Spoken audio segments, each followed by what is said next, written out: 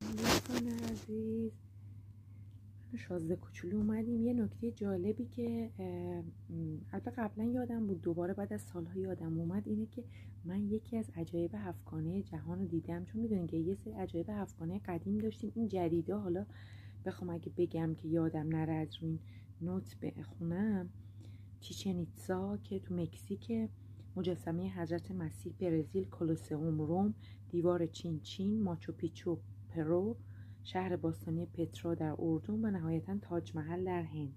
حالا توی کامنت هم براتون میذارم.